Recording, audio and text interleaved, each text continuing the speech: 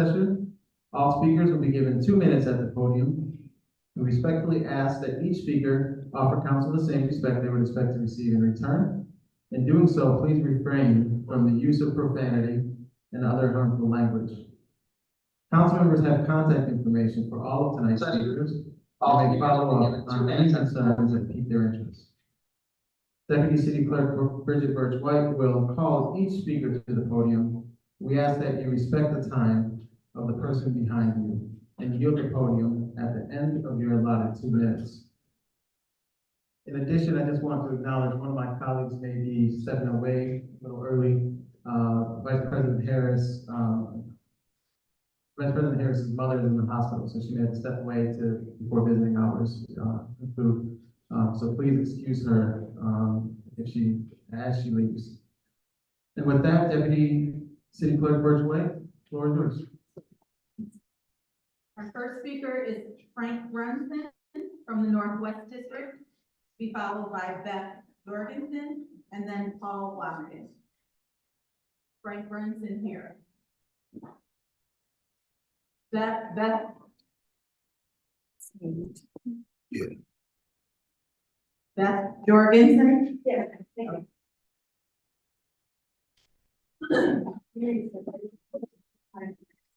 Excuse me, turn the mic on. It should be a red button.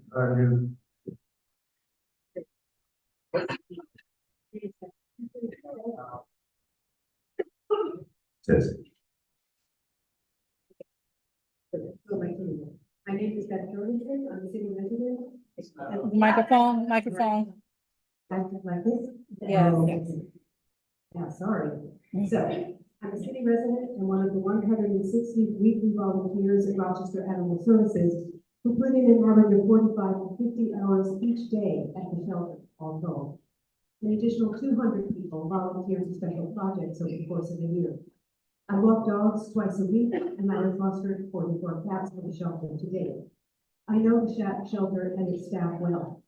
I'm an animal lover, as you can probably imagine, and I started volunteering primarily to meet the needs of shelter animals for care and affection. I've also come to understand how essential the work of RAS is to the well-being of our human community, and how great the need is for additional resources to support the shelter's work. Tonight, Paul Watkins and I, another volunteer, would like to speak to the ways in which RAS serves the human residents of Rochester and supports the goals and principles of the Rochester 2034 plan adopted by City Council in 2019. The 15-year comprehensive plan is, quote, fundamentally a means to promote and protect the general health, safety, and well-being of the people in the community, end quote. Under the principle of healthy living, it states the goal of being, quote, a city where all residents, regardless of age, income, and ability, live active lives in a healthy environment. While providing loving care for the thousands of dogs and cats and the occasional rooster, guinea pig, turtle, or iguana who come to the shelter each year, RAS contributes every day to the Rochester 2034 goals of promoting the general health, safety, welfare, and active lives of our human community. First, animal services officers address public safety and quality of life issues by responding to calls about loose animal or bite incidents, nuisance barking, and abandoned animals left behind when people move. Second, with regard to healthy living, the work of RAS contributes to the physical and emotional health of city residents. Paul Watkins, Ma'am, your time is up. Paul Watkins.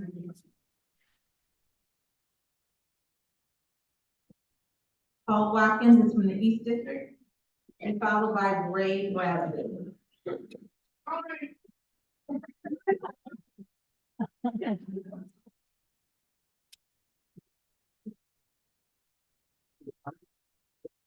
name is Paul Watkins.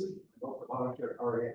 We do accountability twice a week, one of the many services volunteers achieve. Except research and studies have shown the positive impact that pets have on the physical and well-being of their guardians. That pets provide companionship, support, a sense of purpose, and a reason to exercise engagement flow. They help relieve stress, anxiety, and blood pressure, many other things. Caring for a pet, though, requires time and financial resources, and this council is aware, financial resources are stretched thin for many of the residents of Rochester. Rochester Animal Services is committed to making pet ownership possible with anyone who can provide a loving home to an animal. Remember, homes that offer financial support.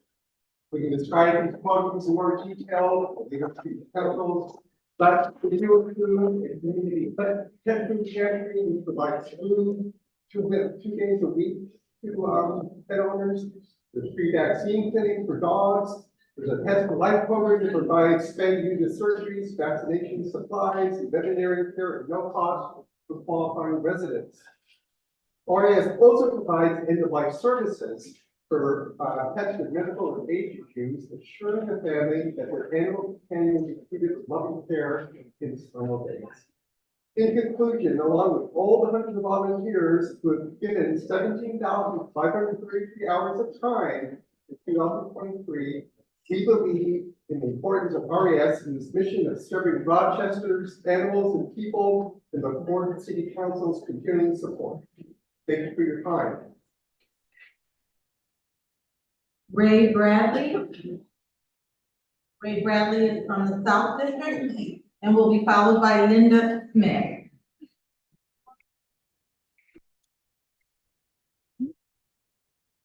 Ray Bradley.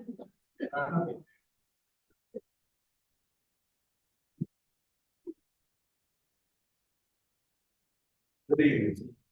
Thank you, Councilwoman, for listening to the city residents. I'm here about the reassessments that's totally inflated. I own a home on Troop Street.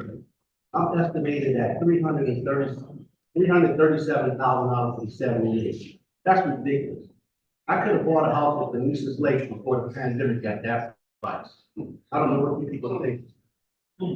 And I would like to know why no mayor that the city residents elected doesn't come and listen to how we feel. I think this should be changed. And why no elected official has said anything about this ridiculous tax assessment publicly. Councilman Mr. Patterson, in the beginning, you were all against it. Now, you jump ship. And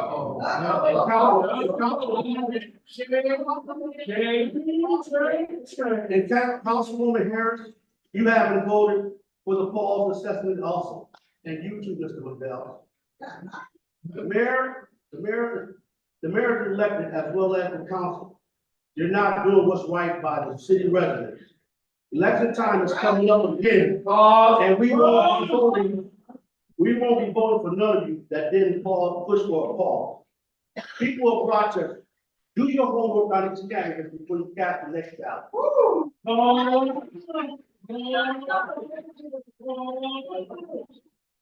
Linda Smith.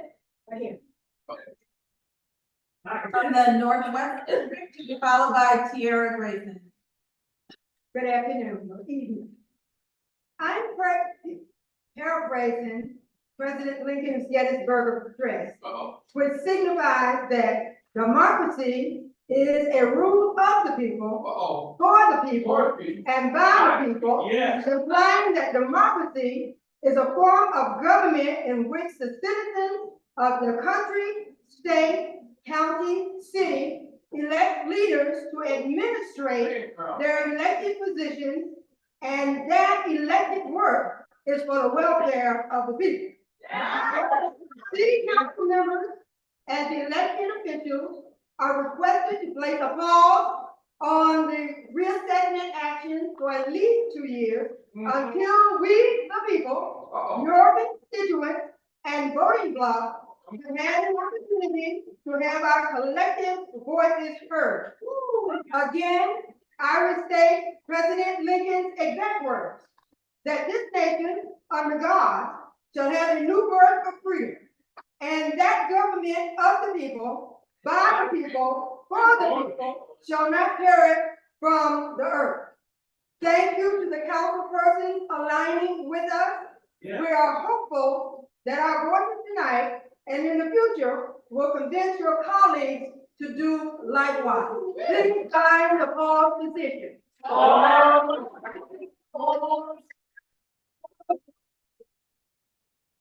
Tiara Grayson?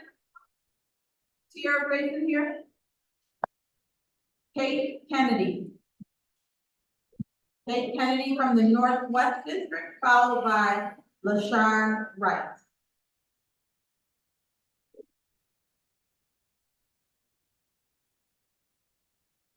Good evening, council members. This is my first time at this podium, and I represent how you're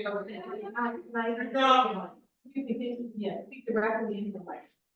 Good evening, council members. This is not my first time at this podium, and I serve as a title of my time tonight.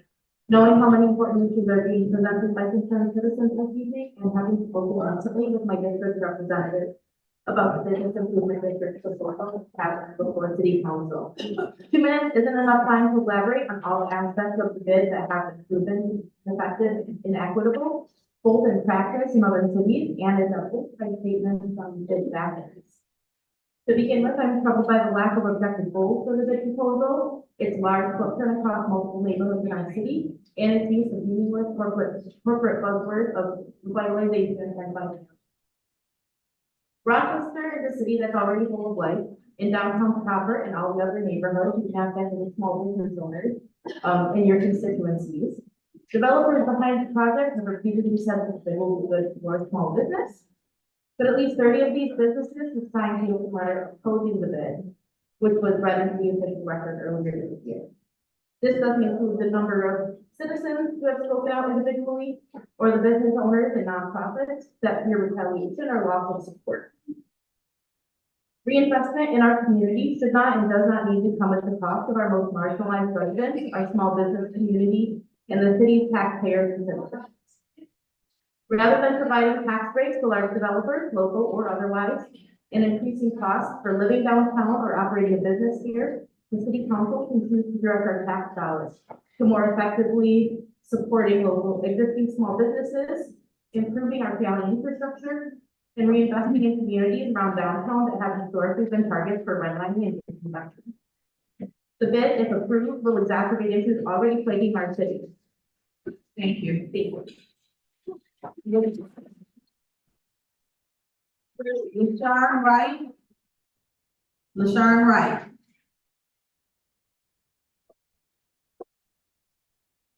From the Northeast District, to be followed by Clay Harris.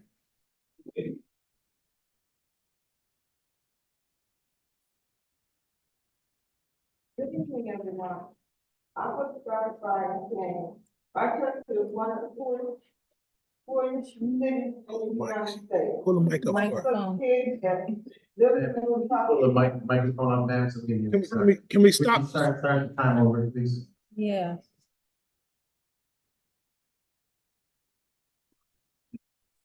Good evening, everyone. I will start out by saying Rochester is one of the poorest cities in the United States. Most of our kids live below the poverty line, and yet the poorest zip codes in their neighborhoods, property taxes have doubled or tripled in the new assessments for 24-25. Based on our new assessment, by far market value, cities that are thriving and incomes are much higher. I wish we got a fair market rate to go along with fair market perception. No consideration for the poor and underprivileged. Most of them are having a hard time paying their rent and mortgage and buying food. What are they supposed to do? Do you care? Our mayor and his 5 of our elected officials have decided to remain silent and do nothing to stop this insanity. They don't care how we feel. I was told if you work for the city, which includes our city council, we get a discount on your taxes. And even though our taxes will go up, they'll stay the same or go down. I would like to know how many of the council we elected to protect us and stand by us in a crisis or elected to ignore the plea for help. By showing our hands, let us see who is for the assessment and who is against it. Be proud of your choice. Show us out here in the public so we will know who to vote for next time. Someone that cares for the people and not take food and housing out of the mouths of the poor. Don't let us become the next Gary, Indiana. In the 60s, their population was 178,320.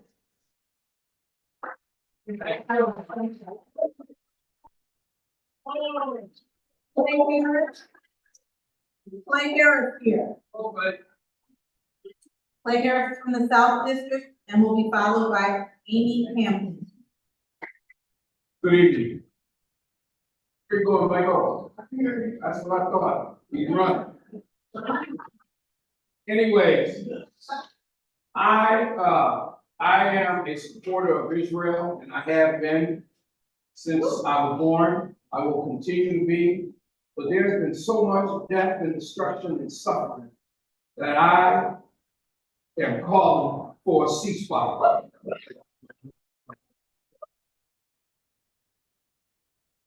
Secondly, I just want to say this. The reassessment that the city is perpetrating on its citizens is unfair, unjust, and the city council need to do something about it and stand for the people. So what I would say is whatever city council people that are for the people, stand up, will you, and be shown.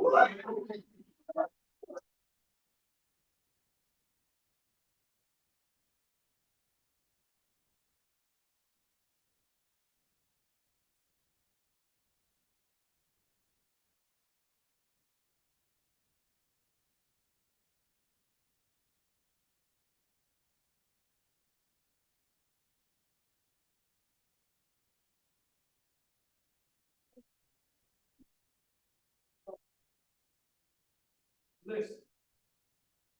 What is it about the people? Is this about the people? On the city council members that are not for the people.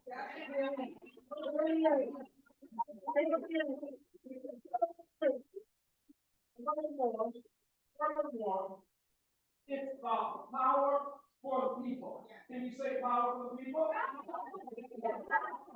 People.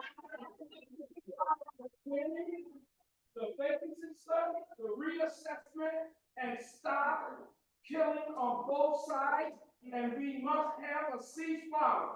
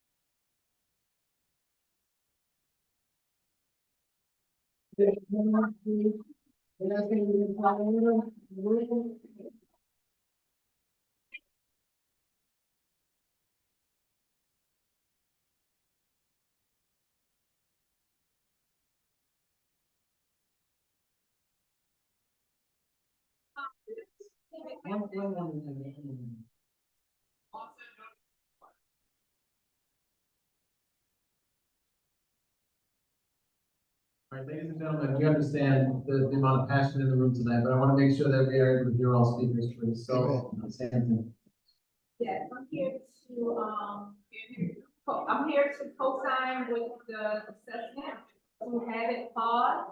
So we ask if every one of you to please pause because we have so many people in our city that has hardly any money, rent, they can't make their rent. People coming in buying homes for all this extra money, making it look like we have a lot of money here, which we don't have the money. It's the people that coming in from out of state that have the money, and it making us look like we have money. Yeah. The city make the city look like they have money, but the people is not gonna be the ones who have the money. So that's just gonna force them out and make property worse, make crime worse, you have, homelessness. So I'm here to ask ceasefire for Israel, and please pause for the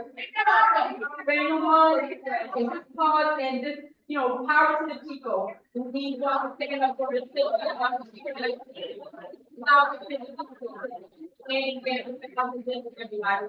it's like all together, we want to get together and just make sure everyone is living good.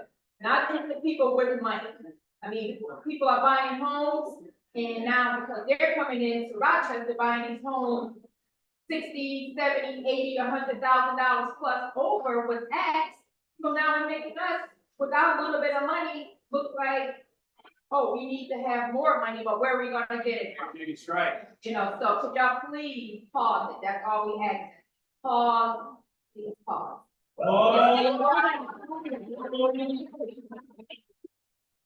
Greg. Higgins. Levin Higgins. From the Northwest District, followed by Jack Motley.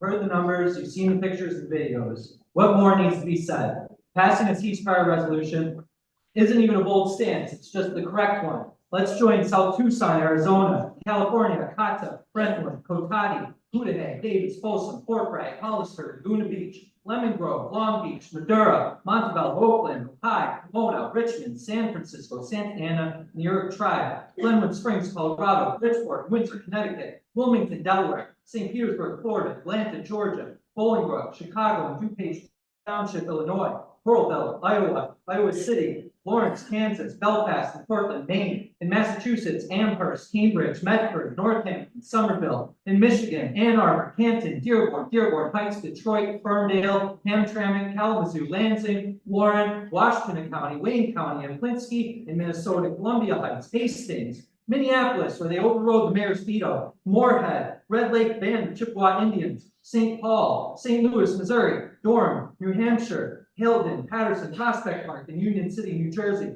Taos, New Mexico, Albany, Beacon, Hudson, Ithaca, New York, Carrboro, Durham, Greensboro, North Carolina, in Ohio, Akron, Athens, Dayton, Toledo, Yellow Springs, in Oregon, Eugene, Klamath Tribe, Multnomah County, Talon, Erie, State College, Pennsylvania, Providence, Rhode Island, Oceti, Succo, and Treaty Council for the Great Sioux Nation in South Dakota, in Vermont, Bradford, Dummerston, Marshfield, Newfane, Putney, Richmond, Sharn, Shelburne, Thetford, West Windsor, and Woodbury, Harrisonburg, Virginia, in Washington, Bellingham, Jefferson County, Langley, Olympia, Port Townsend, San Juan County, and Seattle, Dane County, and Madison, Wisconsin, passed the resolution, ceasefire now.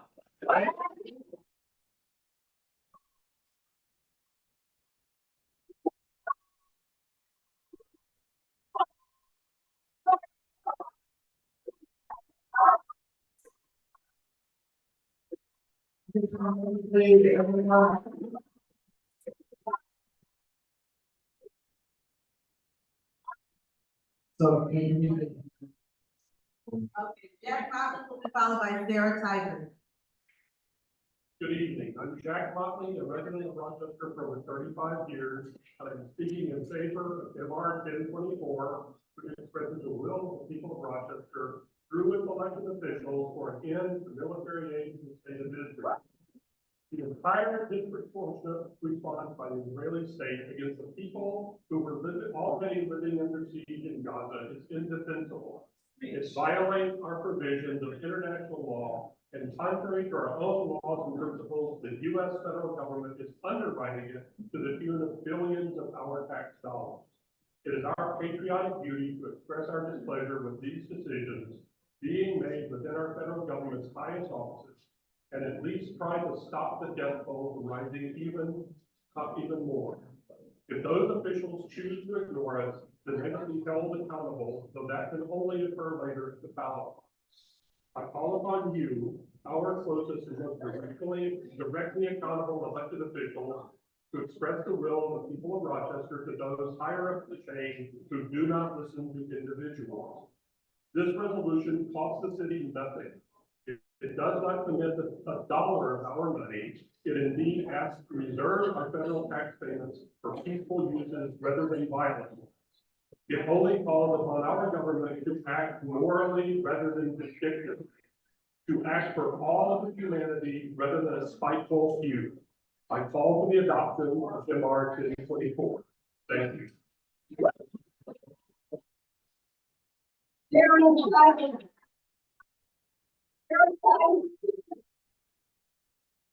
Sarah Tigers.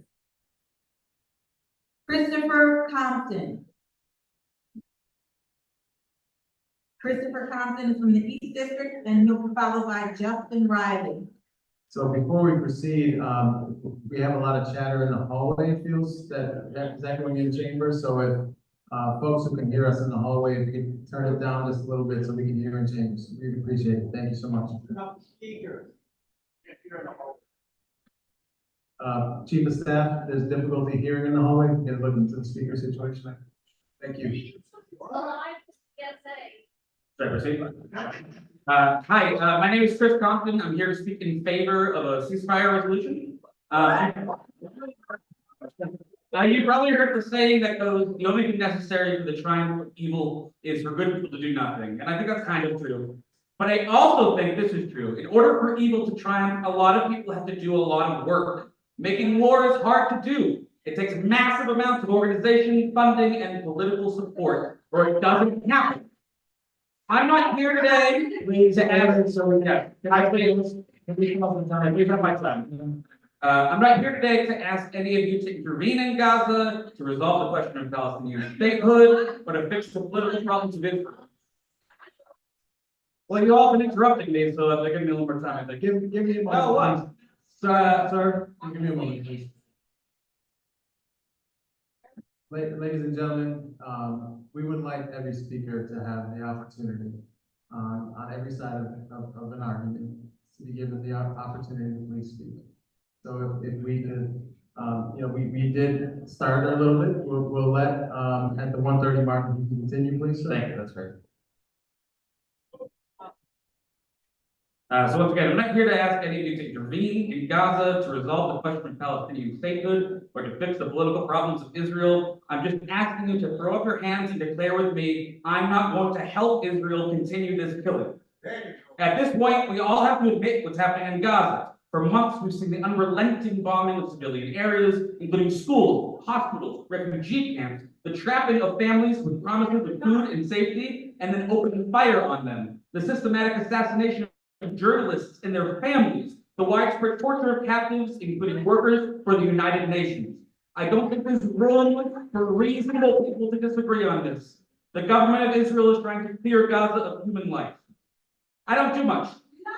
There are a lot of activist types here tonight, and I'm so grateful for people like them. But for me, I'm also just trying to be a parent, husband. I work for Instacart, I play video games. But on this occasion, I'm doing the bare minimum. For one, I'm refusing to give my vote to anyone in any office who hasn't taken a strong and clear position on this killing. I've been emailing my federal representatives, which I never do, and I'm showing up here. Not to ask you even to do any of these small things, but only to join me in declaring that we won't support this killing, and we won't do work to help it continue. Thank you.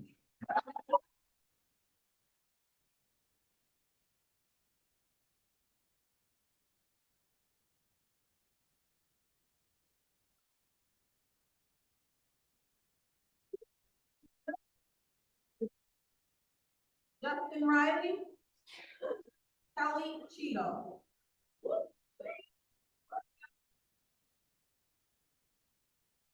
Is Kelly Cheeto? Okay. Kelly Cheeto is from the South District and will be followed by Maggie Chang.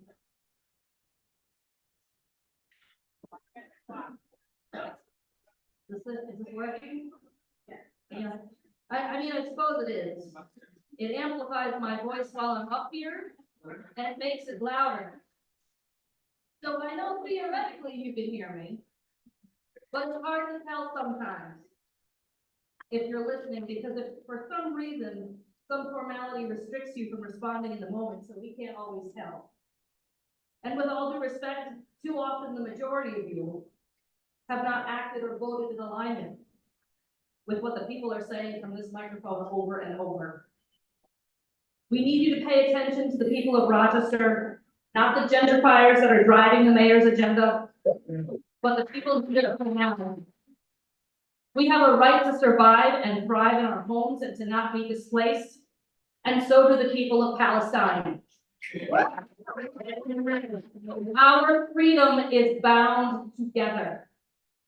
That's why we are all here in unison, to stop the bid, to pause the assessments, to fund the vacancy study, and to say ceasefire now, loud and clear. Council, show us that you've heard us. Come together. Stand with us by standing up for us and the future that we deserve together. Thank you.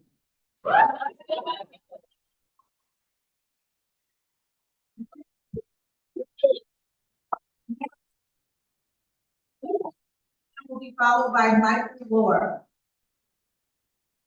Making voices of the road street trying to make changes in Rochester Animal Shelter. Voices celebrates the resignation of shelter director Chris Fitzgerald, who literally left the shelter in shambles.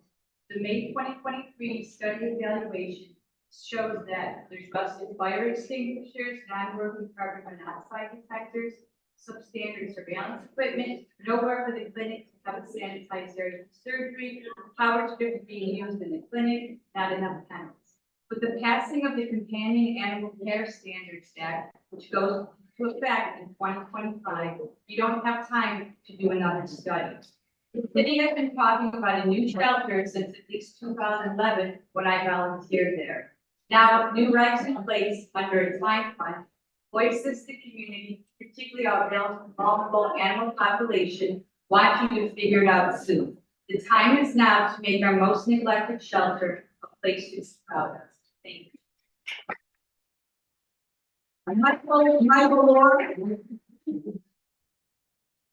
Michael Lord is from the East District. Is Michael Lord here? No. Okay. Karen Calamita. Karen Calamita is from the East District and will be followed by Saran Cole Jamin. Honorable council members, today is the fourth night of Ramadan, the holiest of months for our Muslim brothers and sisters. But tonight in Gaza, instead of celebrating the breaking of the fast with friends and family, Palestinians are wondering if we're going to wake up to see another day. And if they do, what horrors they will arise to do. Since October 7th, at least 30,000 Palestinians have been killed, over 78,000 have been injured, and tens of thousands are still unaccounted for, buried under the rubble of destroyed buildings. The miscarriage rate in Gaza has jumped by 300%. Women are being forced to give birth in conditions where using the word deplorable is not a strong enough adjective. Children are being starved to death. Fathers are being killed by the IOF while trying to get any food they can for their families. Israel is intentionally refusing to allow aid trucks to come in. The IOF is testing new military technology on Palestinians who will then be later sold to other countries. I can continue to go on and on with the statistics of all the unimaginable horrors that Palestinians are enduring and have been enduring long before October 7th, 2023. But you all know this already, or at least I would hope you do. All of this death and destruction has been funded by us. You, me, everybody here, the American taxpayer, and approved by those we have voted for to represent us.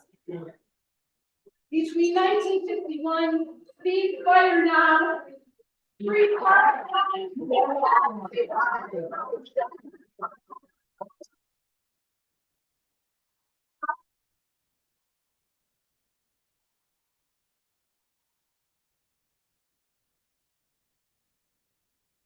Ron Colvin from the South. Sharon, oh, I'm sorry, they left the H out. Sharon Cole Jameson will be followed by Nate Baldo. I'm here for a reassessment. We have access, we have shortages, we have insurance, now we have to reassess it. We're senior citizens, a lot of senior citizens will be here, but they probably can't get out to come. And nobody's looking at the senior citizens that are not here, or the handicapped people that are not, that would be here. All we asking y'all to do is just pause, think about it. Thank you for going down, but it's not enough. Thank you. Nate Baldo. Nate Baldo from the Youth District, and will be followed by Brent Liberati. My name is Nate Baldo, and I'm speaking on behalf of the National Warriors Guild of Rochester. Guild is the nation's oldest, largest progressive bar association. NLG Rochester urges City Council to pass the Gaza ceasefire resolution. As noted in the resolution, over 30,000 Palestinians have been killed in Gaza. According to the United Nations, 1.9 million people, approximately 80% of the population in Gaza, have been displaced. Over 576,000 Palestinians in Gaza are on the brink of famine. Humanitarian aid truck deliveries have plummeted from 500 per day before Israel's genocide to 64 per day as of February 22nd. All the while, Israel threatens to expand its deadly invasion into the southern city of Rafah, where 600,000 children are trapped with nowhere to go. In Rochester and across the United States, families are struggling to afford basic necessities, including housing, nutrition, and health care. It is unconscionable that we funnel $3.8 billion, over 5 times the annual city budget, to the state of Israel, enabling its ongoing atrocities in Gaza.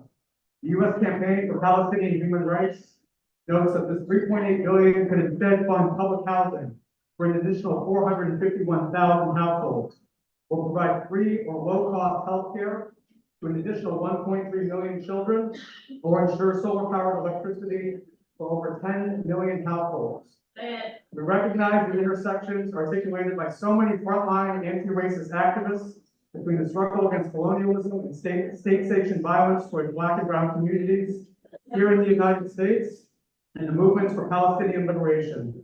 We're committed to nothing less than collective liberation of all oppressed peoples. In keeping with these principles, NLG Rochester urges this body to pass this resolution to join the growing call for a ceasefire in Palestine. Thank you.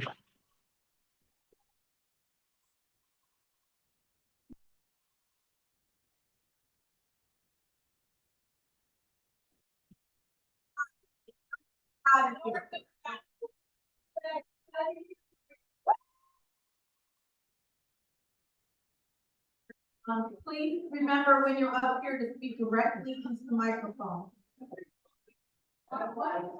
Hello, City Council members. Ladies and gentlemen, if we can pause and start over the time. And ladies and gentlemen, if we can please in the hallway, if you're speaking in the hallway and can hear us, lower your voices just so we can hear in chambers. Thank you so much.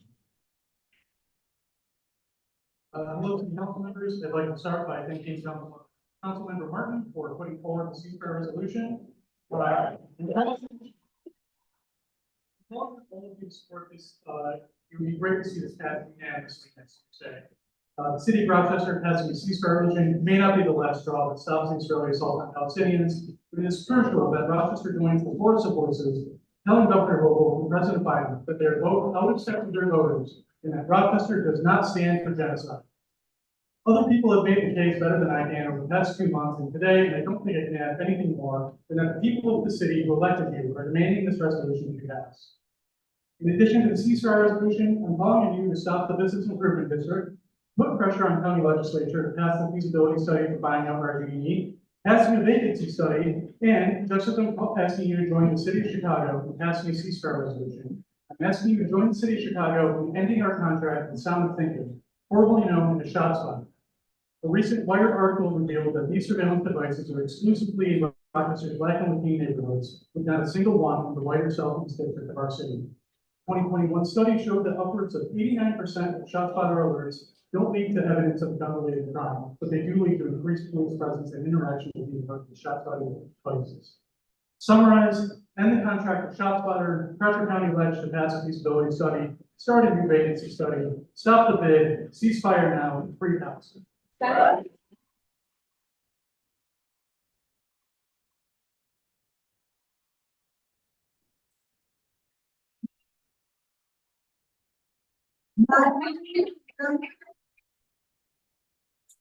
Lee Johnson here. Lisa Coleman. Did you ask for Majid? Okay, Majid. Johnson. It's Majid. Majid, back. Majid, back.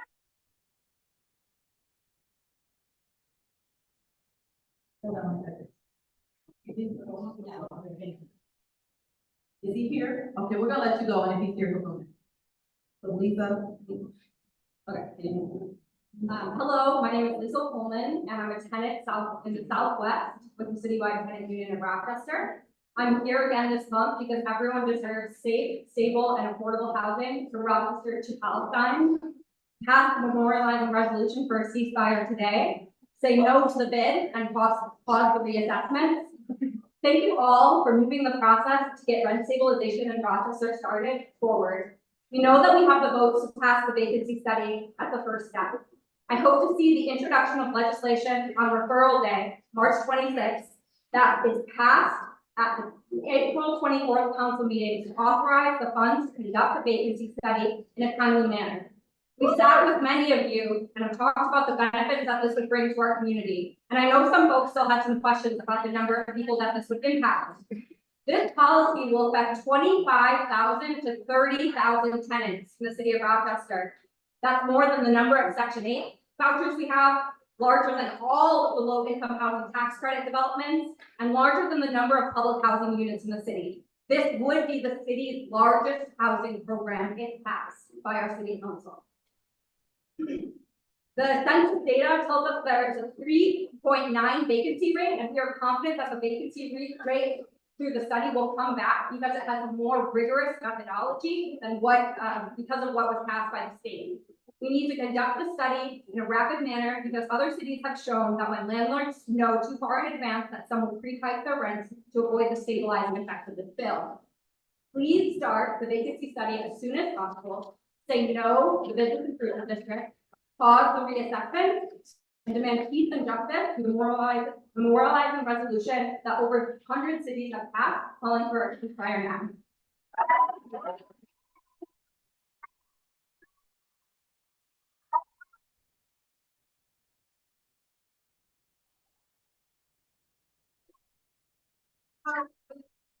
Johnson here. How about Karen Nelson? Karen Nelson? Zanetta Green? Sabit Hasni?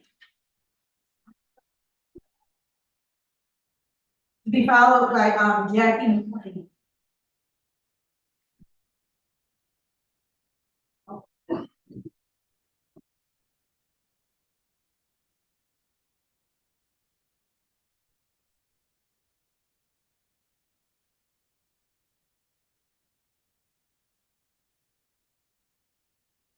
We're start easier. I want to make sure, just a second, we address this. I'm going to be recording you guys with ways most of the building us just to make sure that the faces of the people who may choose to refuse to sign off on a ceasefire resolution on this phone later, so that I, prove that there are people who believe that it is okay for innocent civilians to be killed. But to start off, I will posit all of you members of this city council with some questions, right? Do you think it is okay to drive a literal tent over a pregnant woman and force her fetus?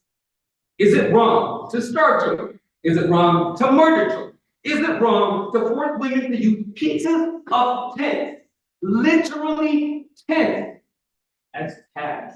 Because you are blocking every single aspect of aid that can get into Gaza. Or is it perhaps wrong to kill over 30,000 innocent civilians, of whom 12,300 are kids, an additional 8,000 kids missing under the rubble. Where are they? No one knows. Why? Because the bombs don't stop. So my question to you, are you guys going to be the city of Frederick Douglass, a sanctuary city, a city that stands against injustice, a city that stood against apartheid South Africa, a city that voted to not fund organizations in Rochester that were still doing business with apartheid South Africa? So my question to you is, why won't you sign a goddamn ceasefire resolution?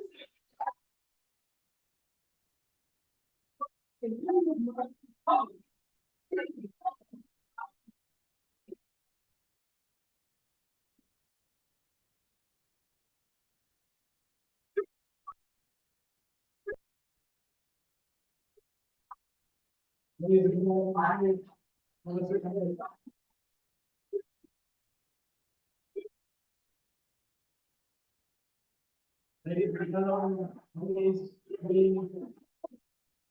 we are going to allow another 15 seconds or so in addition to when the timer runs out. So we can allow the gentleman to please conclude his remarks. And everyone, everyone please maintain order in the room. We want to hear from all voices, as we've said multiple times tonight. Please allow everyone to deliver their remarks. Thank you.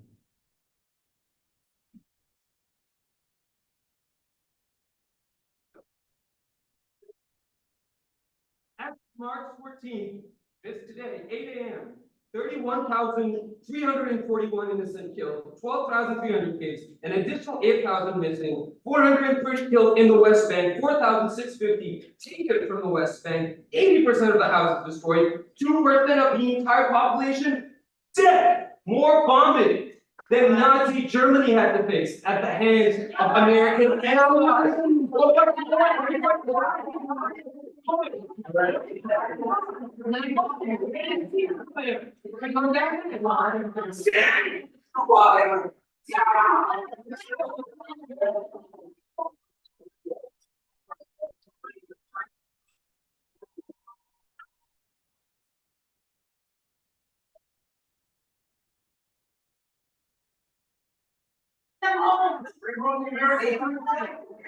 All right, ladies and gentlemen, before the next speaker, please, we again would like to hear from everyone in the room. Thank you.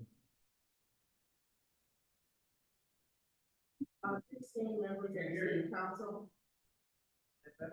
Dear esteemed members of the city council, I stand before you today to address the pressing issue affecting countless homeowners and landlords in the community, the lack of transparency and property assessment process. In the recent years, we've witnessed a surge in property value, driven in part to an unprecedented challenge brought on by the pandemic. Many individuals were forced to pay exorbitant prices for their homes, as well as outside investors found this to be a prime opportunity to manipulate the market. Only now for us to see inflated values that are reflected in the community property reassessment notice. This fundamentally is unfair, especially at a time when the cost of essential goods and services are soaring. I urge the council to provide clarity on the formulas used to calculate the property reassessment, ensuring transparency and accountability as a crucial process. However, homeowners deserve to understand how their tax bills are going to be determined, and any changes will impact our financial well-being. Furthermore, I want to bring attention to a troubling experience faced by landlords such as myself in dealing with city inspectors. In particular, I had a regretful encounter with the city inspector, Allison Wilson, who conducted a comprehensive inspection without prior notice, leading to an unnecessary expenses to verify compliance by forcing me to hire outside agencies. This is not only adding to the financial strain, but it also undermines the trust in the city's regulatory process and procedures.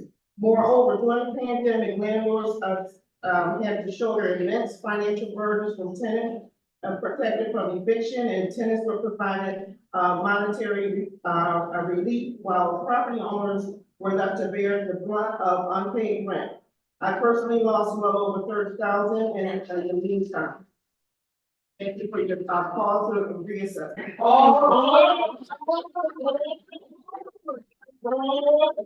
Kim Nelson? Kim Nelson here?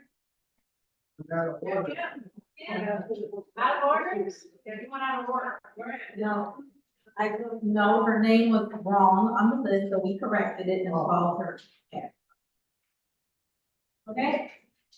I would like to say I pause the assessment, no to the bid, fund the vacancy study, and I'm here tonight to ask the city council to immediately pass the ceasefire resolution. I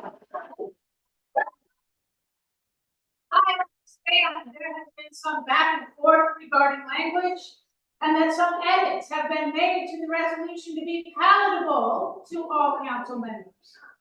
I call your attention now to the fact that according to the United Nations, more children have been killed in Gaza in between October 2023 to February 2024 in 4 months than in conflicts throughout the entire world in the last 4 years. That number, the total children killed in those 4 months in Gaza is 12,300. That number can't include the number of children who died slowly, trapped beneath the rubble. And there is no way to know exactly how many children face that fate. These numbers, this rate of children killed in Gaza qualifies as a 5-alarm fire. It's a true emergency, a moment of truth that requires moral clarity as a call to action. And yet, though we've been watching this genocide every day, watching it reach ever new levels of depravity, our own local city council, who has had a written ceasefire resolution in its hands for months, hasn't yet passed it. Where is your urgency? More children have been killed in Gaza in 4 months than in conflicts throughout the world in the last 4 years. What?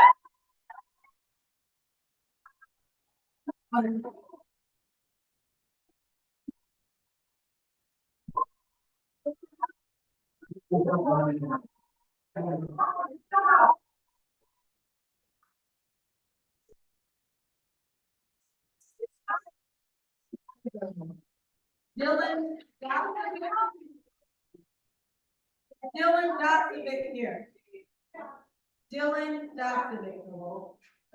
Tracy, oh, there you go. Followed by Tracy Adams.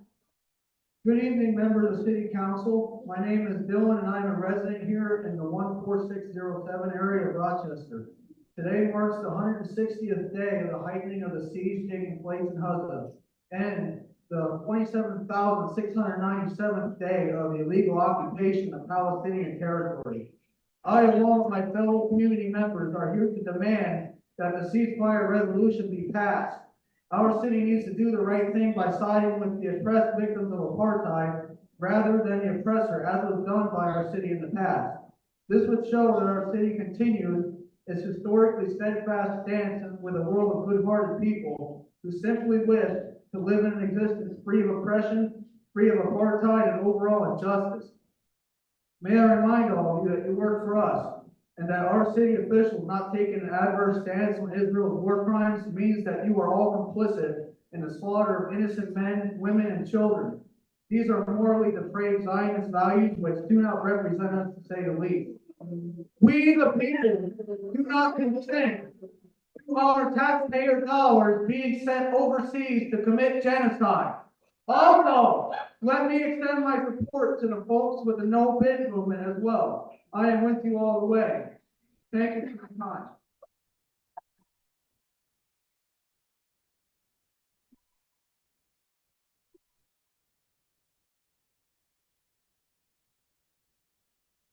Adams here. Tracy Adams. Michael Schnittman from the East District.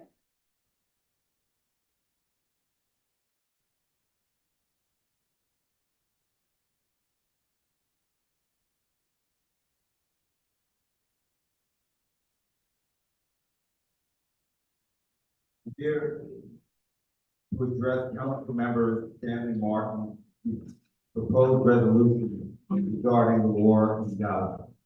I have been a resident of the city of Rochester since 1971. Both of our sons attended Rochester City School. When there is a homicide in the city or county, I attend a vigil to honor those who have been killed and pray for their families and for the perpetrators. In the 1980s, we, along with other members of the Rochester faith community, were active in the sanctuary movement. I just came back from a 10-day visit to Israel. While there, I witnessed firsthand the results of the October 7th attack at both the music festival and a kibbutz, whose members, including women and children, were murdered in cold blood by Hamas terrorists. The terrorists who perpetrated these atrocities had no agenda other than to kill Jews and civilians.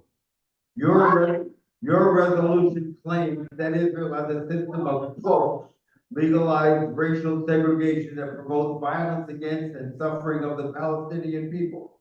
Your resolution plays into the hands of Hamas and their supporters like Iran. We visited Hadassah Hospital in Jerusalem, where the doctor in charge of occupational therapy was an Israeli Arab.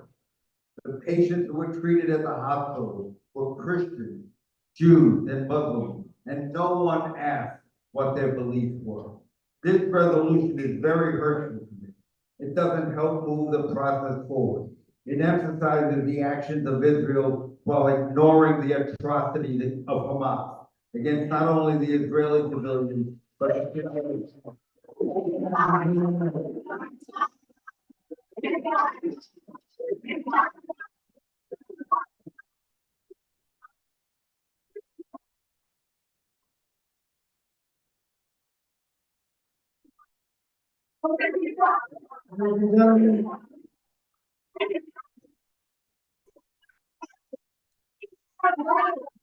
Ladies and gentlemen, please. Ladies and gentlemen, please. Again, we want to hear from every constituent that's here tonight. And, you know, we certainly understand the passion in the room. Please allow every speaker to speak uninterrupted on every side of every issue. And we hope that we will allow every speaker to speak. Thank you.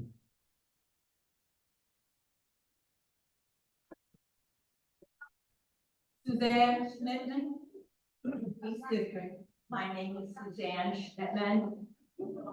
I've been a city resident for 55 years. I think I'm going to talk to some of you in city schools. I'm a Catholic woman who supports Israel because Israel supports justice and democracy. Yeah. Ladies and gentlemen, we're gonna pause. We're gonna pause. Excuse me. Can we please have some order and allow everyone to speak? Yes, we are gonna keep it paused for a moment.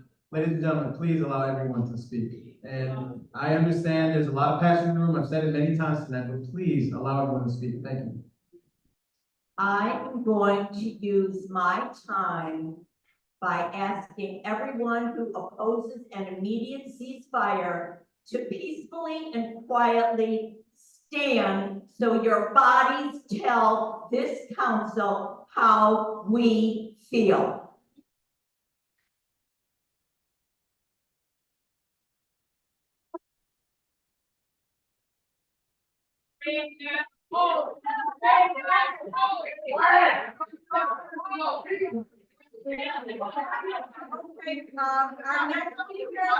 Our next speaker, are you done, ma'am? Are you done?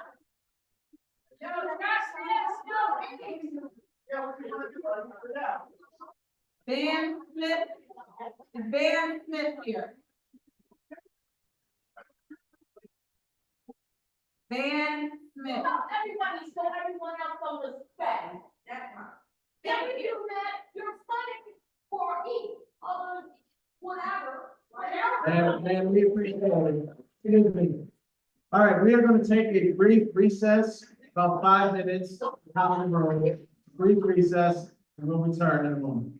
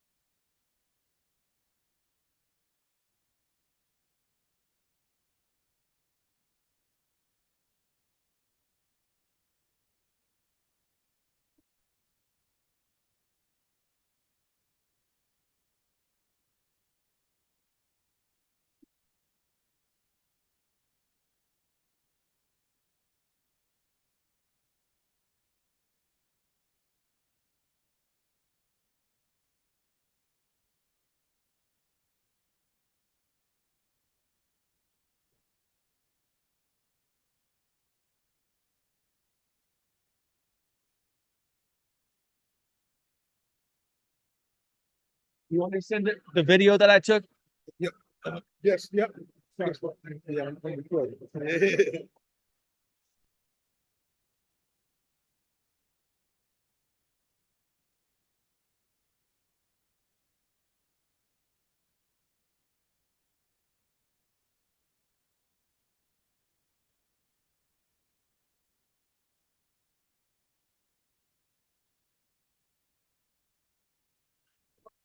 I'm good. How are you? Good. God bless you. Good to see you.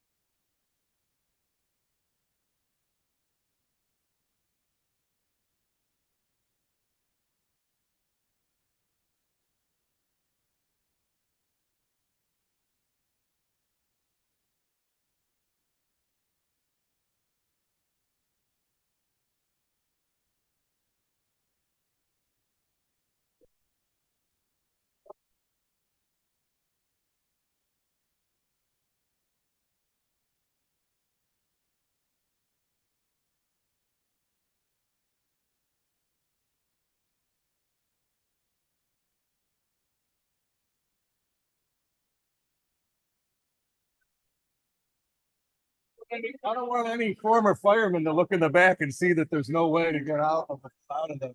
I've asked those people 100 times to leave a path and they will not. So I'll make sure you can too.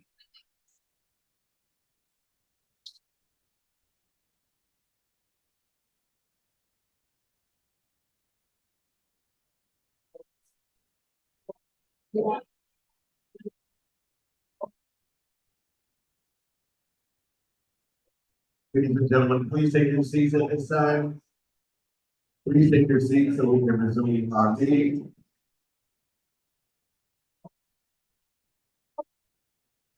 Please take your seats at this time so we can resume our meeting. I'd like to have the room come to order, please.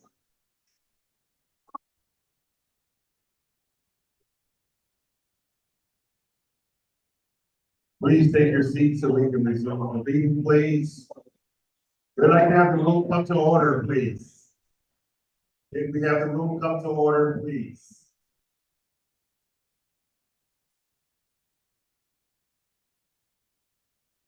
May we have the room come to order, please.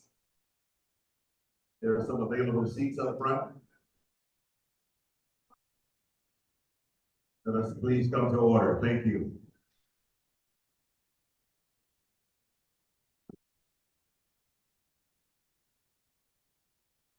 Okay, before we proceed back, thank you all for your patience. Please, we would like to, again, I'm going to reiterate this.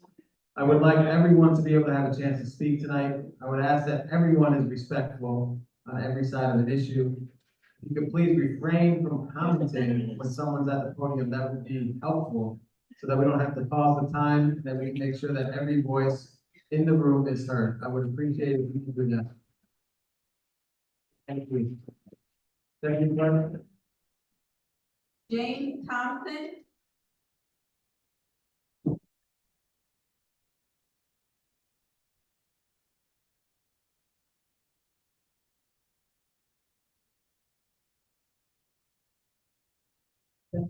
Opportunity to speak, council.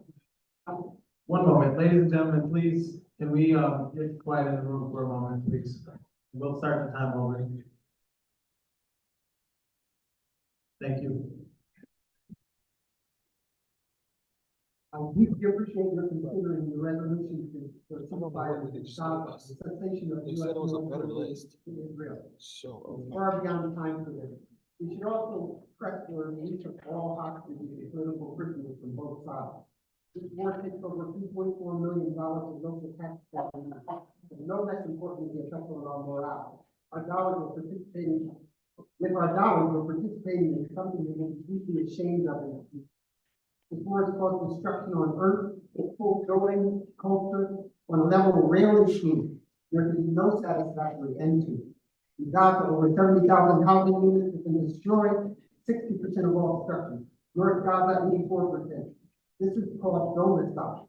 It may formally become a human rights violation. Much of Gaza is uninhabitable, according to allegations from South Africa and the International Court of Justice.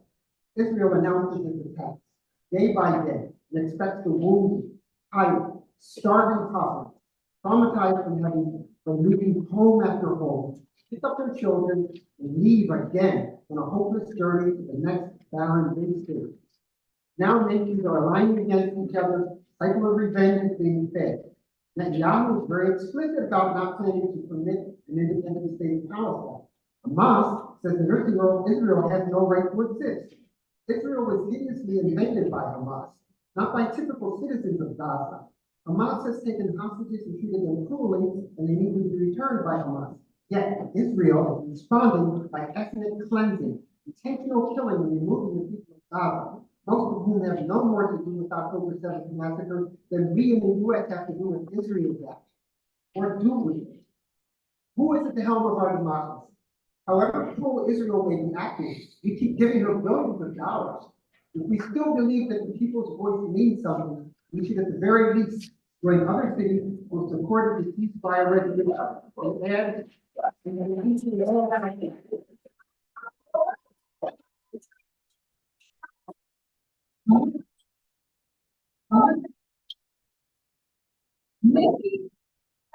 Fiora, Mickey Fiora,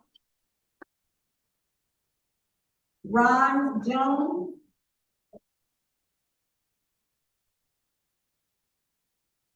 Brian Irway,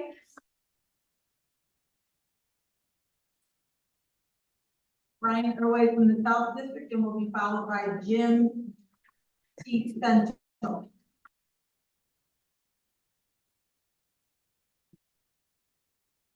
Members of the city council, ladies and gentlemen, I am here to speak in favor of the resolution for ceasefire. I have to start by asking though, why do we even need to bring this issue up before the Rochester City Council for all places? Because after all, the Rochester City Council finds it may be, has very little to do with what goes on in Gaza. We have to do this. We have to stand before this forum tonight in order to address some of the gaping flaws in the system of our democracy that we see before us now. Flaws that relate to the fact that our elected officials who claim to represent us don't at all. In fact, they represent policies that are the opposite of what the vast majority of the people in this country want. Not only are the elected officials in opposition to the policies that most people want, they pretend they can't hear that the vast majority want them. That the vast majority are calling for a ceasefire, and meantime try to muzzle anyone who speaks out about Palestine. After 5 months of relentless destruction, the situation in Gaza is an emergency, and therefore must bring this matter before you. Indeed, it's worse than an emergency, it's becoming grotesque.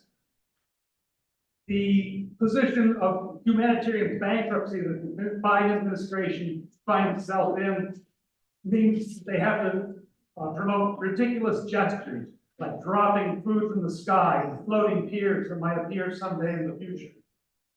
Rochester has a history of showing its humanity and supporting the oppressed, and I urge you to support this resolution tonight.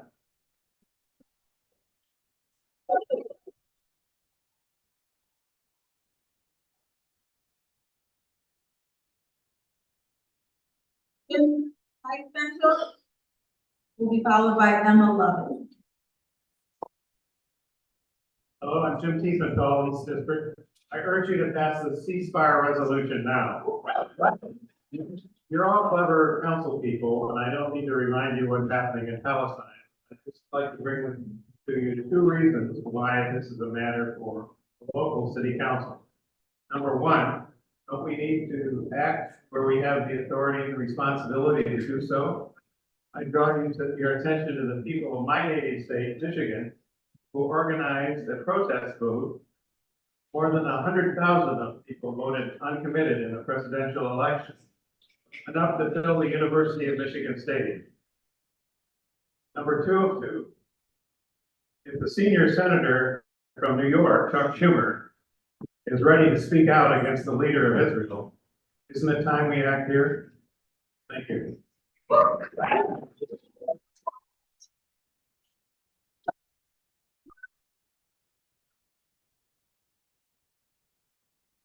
Emma Lovett will be followed by Patty Singer.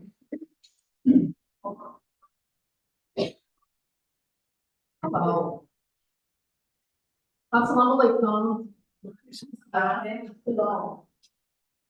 I come to you in the name of the God of Abraham. And I say to you that peace should reign and wisdom should provide space for us to take a look at where we've been to make decisions. Cannot just make a decision based on something that happens in a moment. For example, an anomaly is an event that happens once in a lifetime, like a Black Plague. So when the pandemic happened, people were homeless in New York City. Homeless people with money. They flooded upstate, and by flooding upstate, they had money and they purchased houses far beyond the value of the house. So right now, we gotta be wise, because if not, we're gonna create a bubble and we're gonna be upside down. like it happened in the West. We have to be wise enough to take a look at what happened in the past. Yeah. I live in a town where the taxes didn't go up, but I own property in the city, many properties in the city. So I'm saying to you, let's take a look at the values of the houses that sold before the pandemic. And let's come up with something more reasonable for the assessments. Because you're gonna create a bubble. Yeah. That bubble pops. Oh, yeah. People will walk away from homes and you're gonna think, oh, somebody else is gonna buy it, not at those prices. And then what is gonna happen? The city is gonna have to deal with that. The banks are gonna have to deal with it. It happened before, where people walked away. And now, Bank of America has the NAPA program because of the same thing that's happened now. Be wise.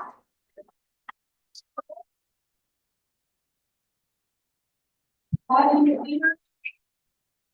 Adam Weaver from the East District, and will be followed by Richard DeFord. Honorable council members, I ask you to sign a resolution that requires Rochester City Council to fulfill the mission of its charter to do the business of the people of Rochester.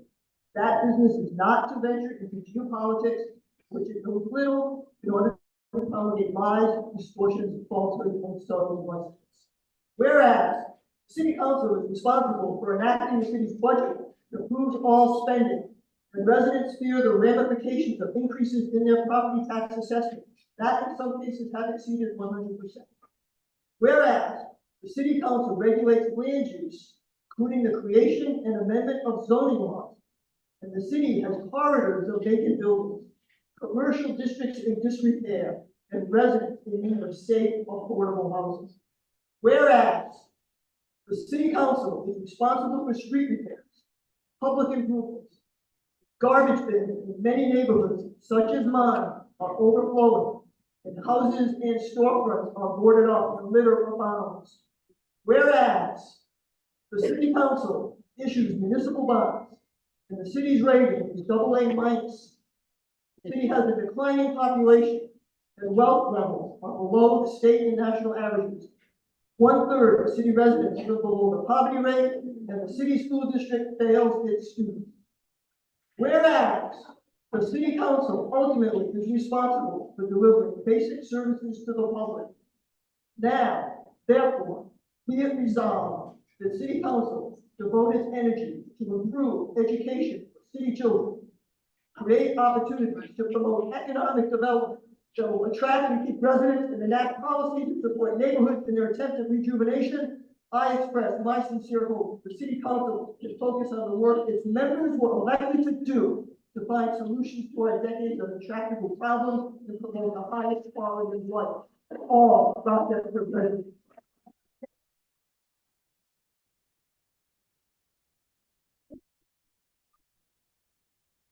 Richard DeFord. DeFord. William Mackin. William Mackin is from the East District and will be followed by Joshua Dover.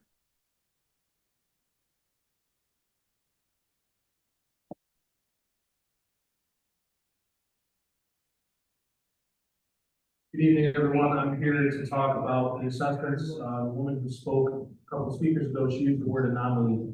You're gonna hear me use that word too a little bit. I purchased a house in 2022 at an exaggerated price due to the market. I was able to prove that through evidence of comparable sales.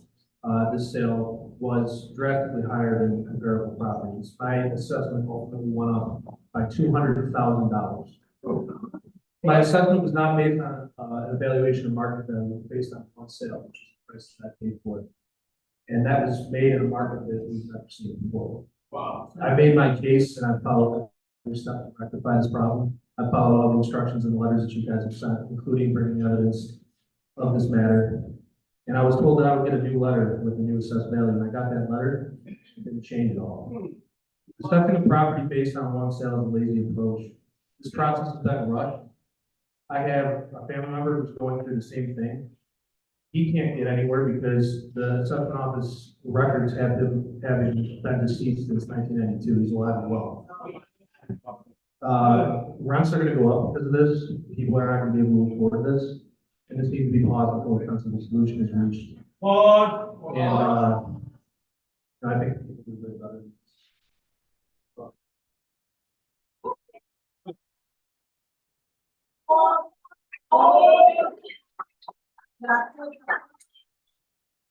Dr. Lovett from the East District and will be followed by Lorraine Carr. My name is Joshua Dugler, and I've worked with council members Gruber and Martin on this resolution, which I ardently support, the ceasefire resolution.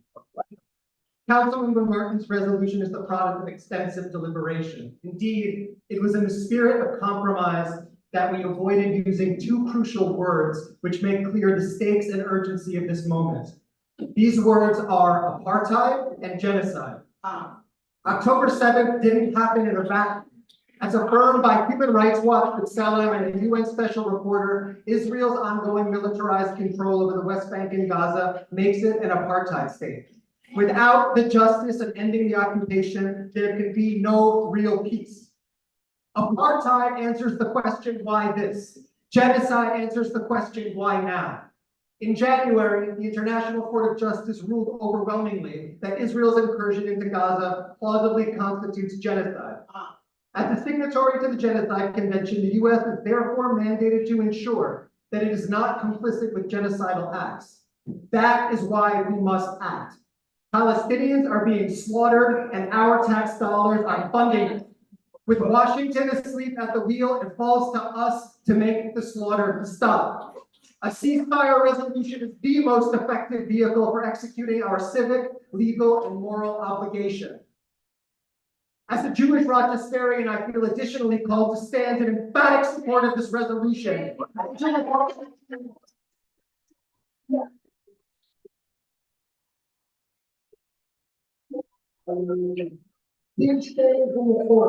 And to refute those who might paint the campaign for liberation as somehow anti-Jewish. The opposite is true. The best of the Jewish tradition in the clarion call of Jewish history insists on the freedom of all people. This is Judaism of excellence. Please allow them to speak. Ladies and gentlemen, we're gonna give the gentleman another 15 seconds, please. Please allow him to conclude his This remarks. is the Judaism of Exodus, the Judaism that sent freedom riders down south and placed Heschel and King's shoulder on Edmund Pettus Bridge. And this Gentlemen, I think you turned your mic off. There's a mic right at the bottom. Yeah, in the bottom, sorry about that. again, Yeah. hello? There you go. Okay. Thank you. The best of the Jewish tradition and the clarion call of Jewish history insists on the freedom of all people. This is the Judaism of Exodus, the Judaism that sent freedom riders down south and placed Heschel and King's shoulder on Edmund Pettus Bridge. And this is the Judaism that today cries out, let Gaza live, free Palestine.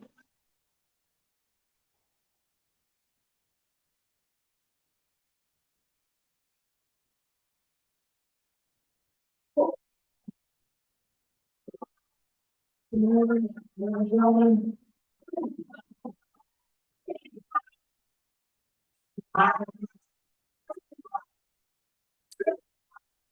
Ladies and gentlemen, please.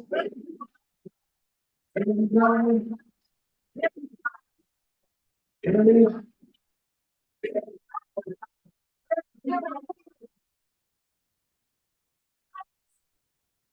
Lorraine Carr. Ladies and gentlemen, I'm not sure what's going on in the back, but if folks would please allow everyone to speak and please be respectful. I understand, we all understand that there is a lot of passion in the room, but please allow speakers to come forward and give their full 2 minutes without interruption. Thank you. Carr here. How about Luam Cleve?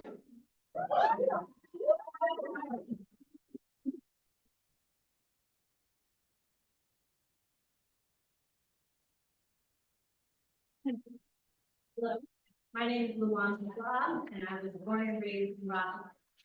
And today I'd like to show my support for the resolution for a ceasefire. This country has let me down. It has let me down by continuing to send tax dollars to murder. I beg us all to recognize that the situation in Palestine is no longer about hostages. It's about a population being exterminated. We've all seen the firsthand accounts of the people being gunned down holding white flags, of countless dead children wrapped in white cloth, and the videos of adults doing everything they can to provide food and care for their communities under tense and in impossible conditions. Councilmember Martin, thank you for this opportunity to give our city a chance to do something about this. I need my city to show up and say out loud that we do not support sending weapons of mass destruction to further massacre Palestinians, and say out loud that we demand a permanent ceasefire and demand unrestricted humanitarian aid into Gaza. I beg my city council to pass this resolution and let Palestine know that we see them. Let America know that Rochester, New York will not stand by idly like the leaders of this country. Thank you.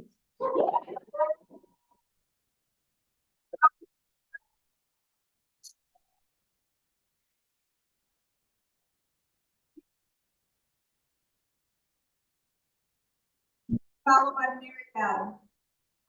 All right, good evening. I'd like to extend gratitude to Councilmember Martin and all who have championed the ceasefire resolution so far. My remarks now turn to the council members yet to pledge their support. If those who spoke before me have not yet moved you to the conclusion that a permanent ceasefire is the... Hey, I'm speaking. Excuse me, ladies and gentlemen, please. Can I get my time back, please?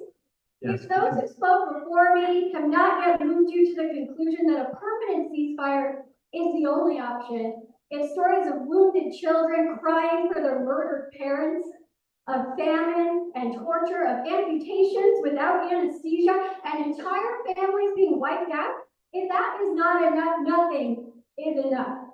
Yet I'm compelled to question, is it that you're truly unmoved, or is it that you lack the political courage to declare your stance openly? Do you think that privately assuring people that you support a ceasefire will suffice? Because let me be clear, the word "but" has no place following the statement, I support the ceasefire. The press release that accompanied this resolution said that it, quote, follows the path of the anti-apartheid ordinance from 1985, in which Rochester declared its commitment to racial equity and opposition to racial segregation in South Africa. The integrity displayed nearly 4 decades ago remains a source of inspiration to us today. Will you uphold this legacy 10, 20, 40 years from now? As future council and community members reflect on this juncture, will they find inspiration in your actions and embrace the courage to stand for justice? Or will they perceive a legacy of timidity and silence in the face of injustice?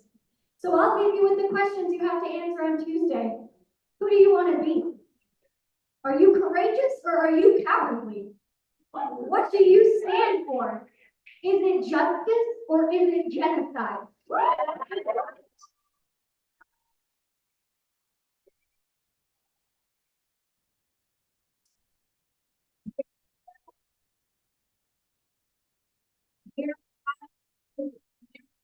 Followed by Ricardo. Please pass the ceasefire resolution that's before you. The current situation in Gaza is so horrific that it demands the attention and action of every single human on the planet. U.S. government leaders are in the prime position to effectively act, and they are not doing so. While paying lip service, they repeatedly showed that to them phrases like civilian casualties, too many dead children, aid must be allowed in, starvation cannot be a weapon of war, and on, are just necessary recitations during press events, mere exceptions to be tossed around. Meanwhile, the open flow of every imaginable offensive weapon to Israel from the U.S. continues. with the highest level authority, with the most power to do good, and who are empowered through taxation and elections to represent us at the federal level, not only fail to represent us, but actually inflict sustained harm in our names, then we must act. We must turn to each other. We must find each other. I believe that council members Mitch Gruber and Stanley Martin turn to each other with just such an intent, to stop the madness, to stop the harm, and I appreciate them for that. We have to see the madness stop and contribute to the growing and increasingly cohesive voices across the United States insisting that the harm stop. The resolution I co-wrote is beautiful. Thank you. Thank you. Now it is time for this community, including, of course, each one of you who are council members, and all of us in the community, to come together and memorialize the ceasefire resolution. We are proud of you for representing the good people of Rochester's interests in demanding the moral exercise of power in Gaza. And we celebrate with you next Tuesday. Thank you.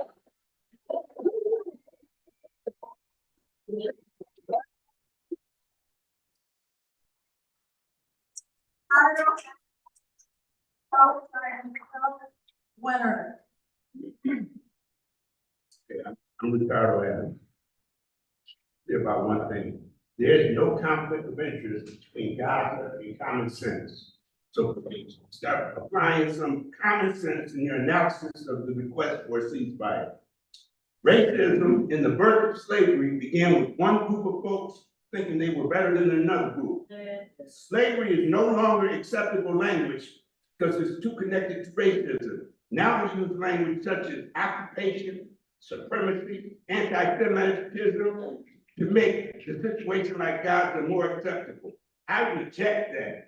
The Gaza situation is ridiculous and it's over the top. If you support the killing and injuring of all those women and children, you are clearly lacking in humanity and submerged in a racist ideology. In closing, if you can't support the resolution, then shame on you. Ceasefire now.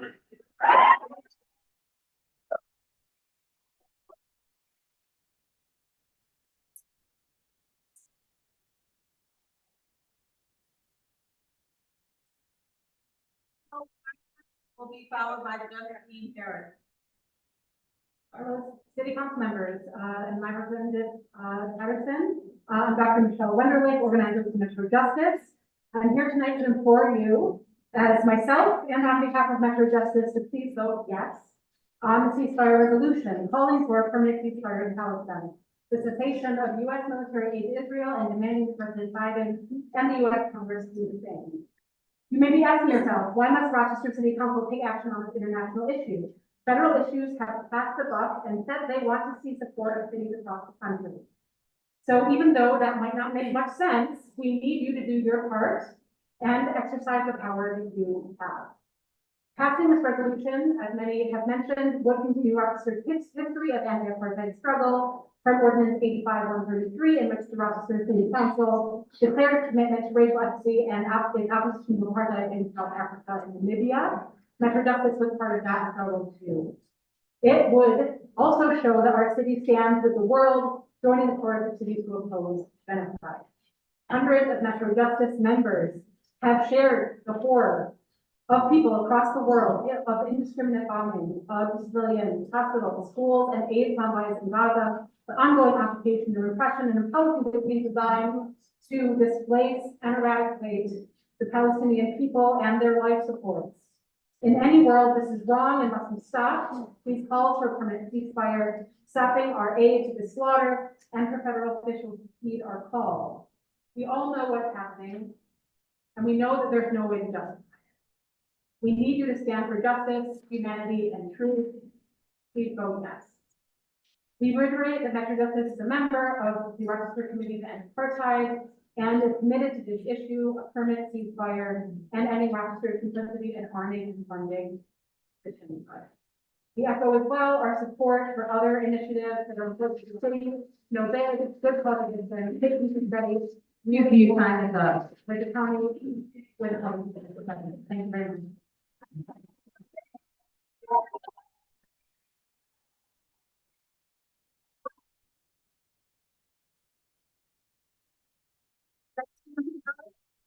Justine Harris from South District and will be followed by McLean White. Good evening, everyone. Hello, my name is Justine Harris. I just want to say I do not agree with the bid. But here's my story. I'm a tenant in the southwest area in the city of Rochester, and I'm here to ask all of you to listen to my voice as I speak to my community. It's been a long time since we as the people felt common values within our communities due to gentrification. Because of that, it robbed our community of our enthusiasm, security, and it took our families' failures to thrive. There is no security, and we need rent stabilization here in our city. The rent is too damn high. I cannot afford to pay rent on the minimum wage that New York State has granted to families. It is hard. And time and time again, I find myself in the same boat, eviction, with nowhere to go.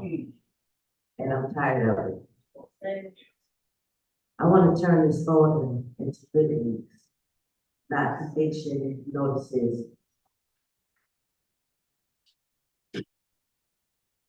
I lost my train of thought here. Violation. I want to turn this into good deeds, not bad ones. I'm sick of carrying around eviction notices and violations of properties that are not habitable for me and my family. So once again, I stand here to speak for the people of the community. Because like I said, common values we don't see in the field. But yet we see every day that y'all tell me bold-faced lies that y'all care so much about us. Did you job? Or just resign and let someone fit in the seat that cares, like the ones that stood up and believe us. We already know that. Your time is up. I know my time is up. And one day you're going to.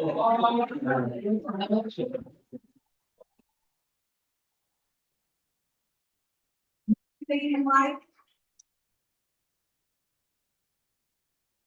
McLean White will be followed by Alexander Phoenix.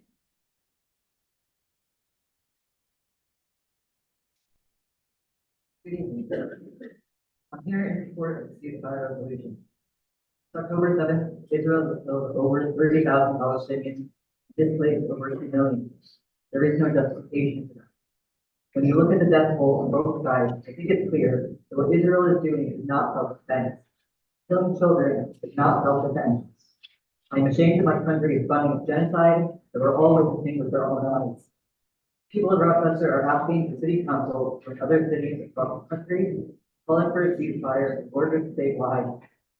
This is an opportunity for you to get on the right side of history, and I believe you have a moral obligation to call for an end to this.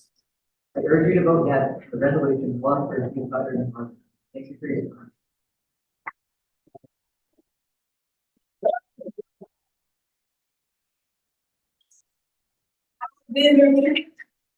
Followed by Lisa Rock. Good evening, council. Just on your mic check, can I be heard? Yeah. Good, okay. Good evening, council. Alexander Phoenix here. I would like to urge the council to pause this reckless property reassessment. And I would not like to see, this city's bond rating get damaged. At the last city council meeting, we heard testimony from a citizen who shared her story of a property owner catching a city appraiser doing a drive-by appraisal.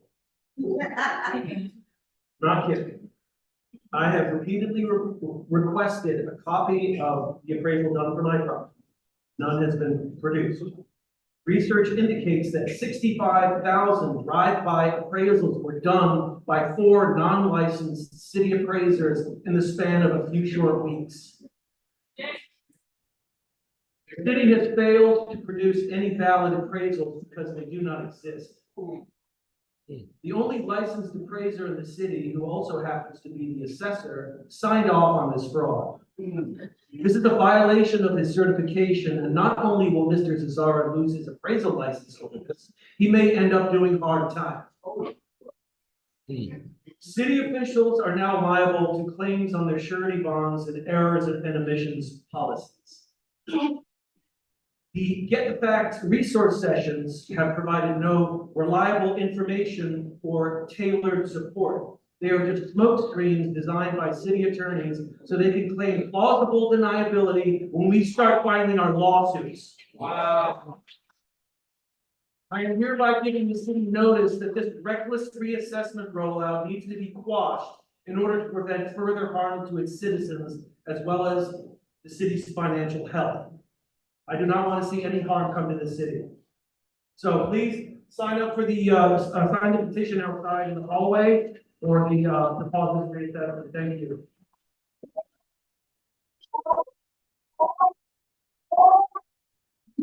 Robinson from the East District, and will be followed by Kenza Abbas.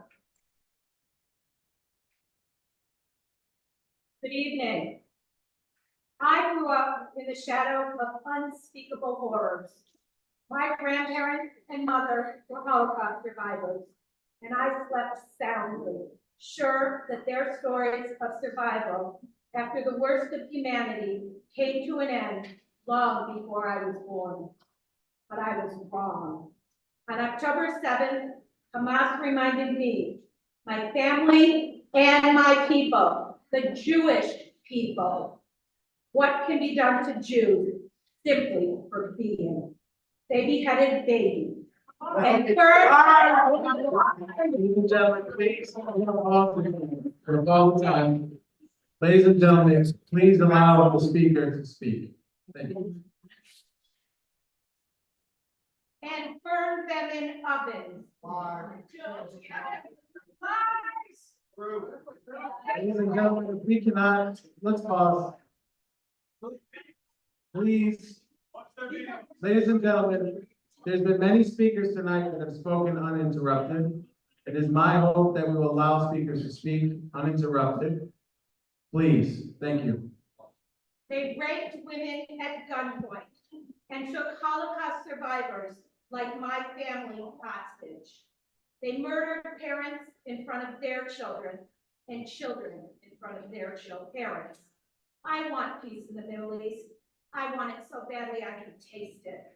I want every child in Gaza to have enough food, to have a pillow to sleep on, to sleep knowing that they are loved and cared for. I want an end to this war, but that end can only come once all of the hostages are released. Once they're held, far too similar to what my own grandparents and mom experienced come to an end. It would be outrageous to end the war in Israel and Gaza now, with Hamas, who perpetrated what's now called Black Saturday, still existing. My grandparents and mother lived experiences of having survived the Holocaust, and my own knowledge of thousands of years of persecution taught me that Israel, a Jewish state, Your time is up.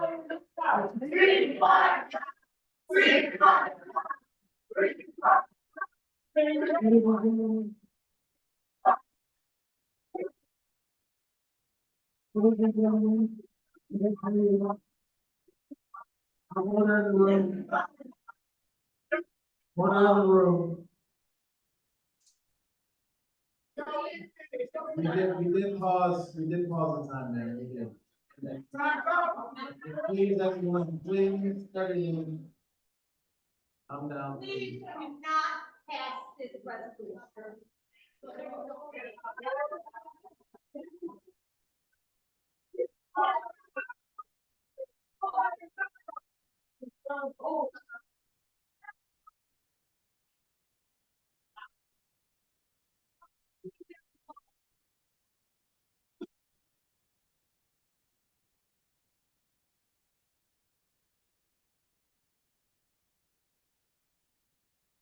Ladies and gentlemen, if we can, stop the chatter so that we can have the next speaker begin, please. Thank you. Hello, thank you so much, Councilmember Martin. And among all this party, I want to remind everyone who might be feeling discouraged to look at the diversity and the solidarity and the people coming together for humanity. It's beautiful, inspiring, and shows the power of the people. I am for the ceasefire. Every atrocity committed is justified at the time, has context that allows it to go on until it is stopped. We rightfully should feel ashamed of our history towards African Americans, Native Americans, the Vietnamese, and the millions of innocent civilians we killed in the Middle East over lies about weapons of mass destruction, just to name a few. But the dead are still dead, the livelihoods are destroyed, and the love is lost. The perpetrators have made weak acknowledgments of mistakes and empty promises about how they've learned and how they're now better. But this time it's different, right?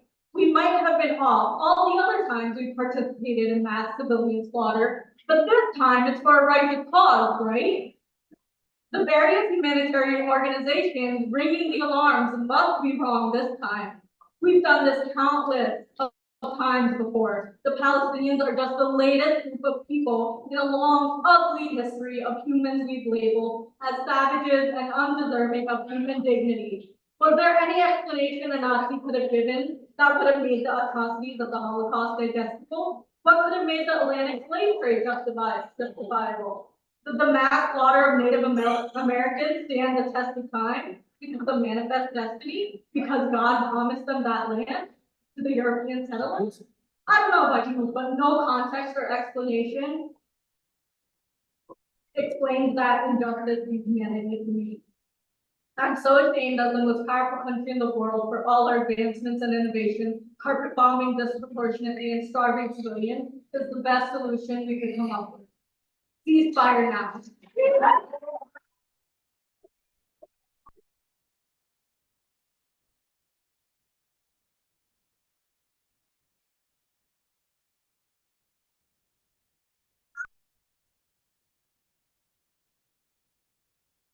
Howard Kirschenbaum will be followed by Zora Gussow.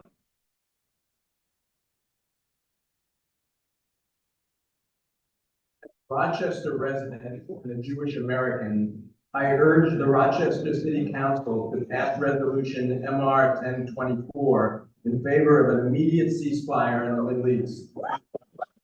And I've always been a strong supporter of Israel. I condemn the inexcusable attack by Hamas on Israel on October 7th. I affirm Israel's right to retaliate against Hamas and dismantle its military capability. I recognize that Hamas's embedding itself among Gaza's citizenry means Israel's response will inevitably cause a tragic loss of innocent life and suffering. But enough is enough. I can't say exactly when Israel crossed the line, but it is now clearly carrying out a disproportionate level of death and destruction in Gaza. If an Israeli leader proposed to eliminate Gaza by killing every last Palestinian and destroying every building in Gaza, such a proposition would rightly receive universal condemnation. Sadly, Israel has moved tragically far in that direction and continues farther every day. Israel needs to cease its military campaign, facilitate humanitarian aid, affirm support of a two-state solution, and not undermine such a solution as Netanyahu often has done in the past, release political prisoners, improve its human rights record at home, and more. Hamas needs to cease its bombing of Israel, cease all other military activity, release all hostages, renounce its goal of eliminating Israel, accept a two-state solution, accept new civilian Palestinian leadership committed to a peaceful resolution, and more. The U.S. and other nations need to arbitrate the process and apply carrots and sticks to encourage both sides to work out an effective, just, long-term solution. If Israel remains intractable, the U.S. should cease military aid.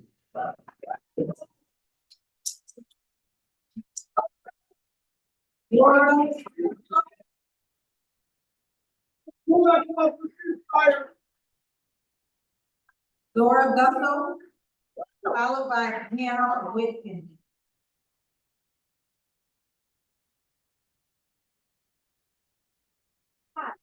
Hi, my name is Dora Gassa. I'm a lifelong city resident. And I am a proud Jewish person who is here today to encourage you to vote in favor of the ceasefire resolution. I think that this resolution embodies a lot of the Jewish values that I hold most dear in my own heart. In line with Olam repairing the world. And Please stop. Let's pause for a moment. Please let every speaker speak uninterrupted, please. We'll give another 5 seconds and then we'll start the timer again. Thank you. I feel very strongly as a Jewish person that it is my duty to speak out. It is my duty to ask my representatives to speak out on my behalf. I do believe that a ceasefire resolution can have positive effects, material effects on the situation in Gaza right now. And I think that it is urgent that we pass this resolution, that we advocate for a ceasefire, that we advocate for an end to military aid to Israel, because it is not just, it is not a good use of our money. And we need to be in the spirit of Rochester's long history of being against apartheid, like once again, standing up and for what's right. And it is not anti-Semitic to critique Israel. It is not anti-Semitic to support Palestinian people. And Israel is not what is keeping Jews in America safe.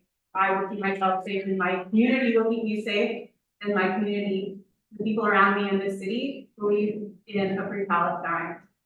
So I appreciate all of the time and energy that council members have put into this resolution. And I appreciate the language that is there, that is strong and important, and I really hope that we will vote for this. Thank you so much. I will see the rest of it.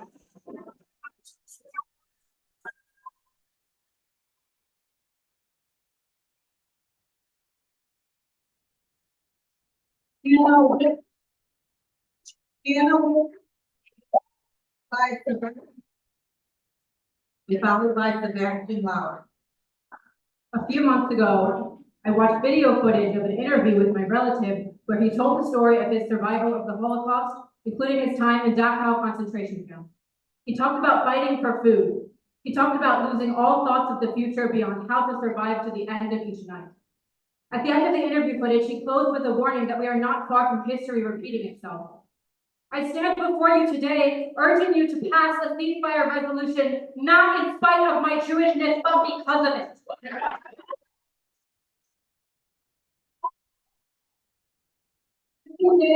Photos and videos of people starving to death in Gaza. Tiny ribs almost protrude from children's skin, bringing to mind images of the frail bodies of my own people on their way to mass death. I see piles of blood-stained Palestinian shoes and recall the piles of shoes preserved in Holocaust museums. The lesson of the Holocaust is not that Jews are uniquely oppressed and must therefore isolate themselves into an ethno-state which claims a monopoly on violence. The lesson of the Holocaust, many more lives than just Jewish ones, is that all it takes to commit a genocide is for comfortable people to look away. The lesson is that dehumanizing and segregationist practices and policies, combined with self-victimizing rhetoric, lead to the excusal of organized mass killing when people like you look away. As Jews, we know what ethnic cleansing looks like, and when we say never again, we must mean never again for anyone. I refuse to have my Jewishness synonymized with genocide, either as victim or perpetrator. I refuse to have my Jewishness turned into a weapon with Palestinians on the other end of the barrel. City council members, you have an opportunity to commit yourself to the side of humanity. You have the opportunity to not look away. Vote yes on the ceasefire resolution or be left behind by the tide of history, wishing that you did.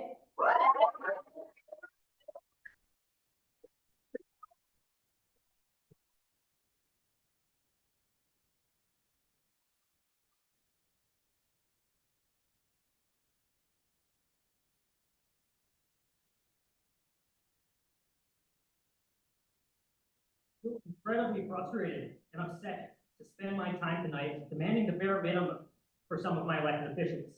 It is beyond time that a ceasefire resolution get passed by the city of Rochester. It's been months of Palestinian suffering and death. We've all watched the horrific videos. We've all heard the gut-wrenching accounts from Palestinians. and we've all seen the evidence of war crimes and genocide taking place. Yet, some in this body have sat idly by, watching these atrocities happen, and are choosing to be complicit, hoping the world will move on from caring about Palestinian lives. Your legacy will be marked by how many U.S. cities you trail behind in acting swiftly to demand a ceasefire. You've seen your constituents come out for months pleading for you to act with compassion and dignity on behalf of the children dying at the hands of U.S. bombs. When those of you who plan to seek re-election do, I hope you understand that we all see the ineptitude of this body to accomplish simple tasks. And I'd be remiss to not thank the council member who has demonstrated compassion and solidarity with the Palestinians from day one, and those who have followed suit. I just hope that after tonight, you all will finally do what's right and salvage what's left of your tarnished reputations. It is nothing less than reprehensible that a ceasefire resolution has yet to be passed by the city of Rochester. And I really hope after tonight, we won't have to continue repeating the same plea for a governing body with a spine that is willing to show an ounce of compassion to the Palestinian suffering at the hands of two genocidal apartheid regimes, Israel and the U.S. government. And with that, I hope none of us have to come back here and ask again, because we will continue to do so. So please, I ask that you do the bare minimum and pass this ceasefire resolution. Free Palestine.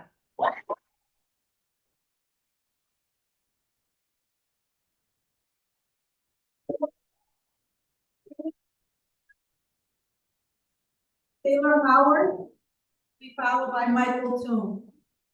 Good evening, council. If you would join me on a brief visualization exercise, I would like for all of us in this room to imagine that we are walking out onto Frontier Field on a beautiful day like today was earlier.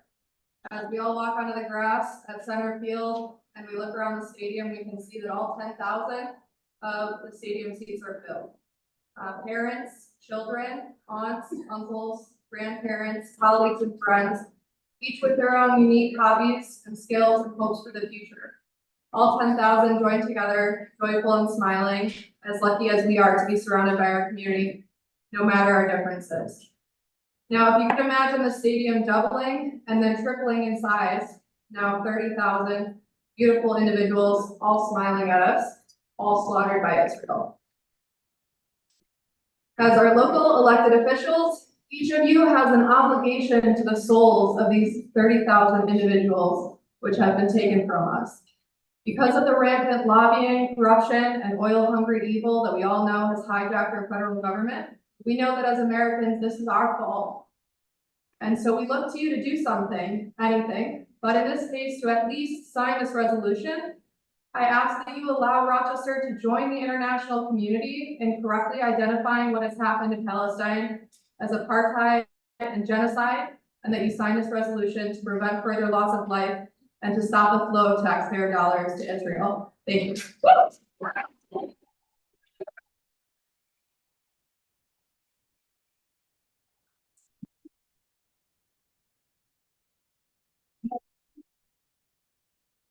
Followed by Jonathan Corey.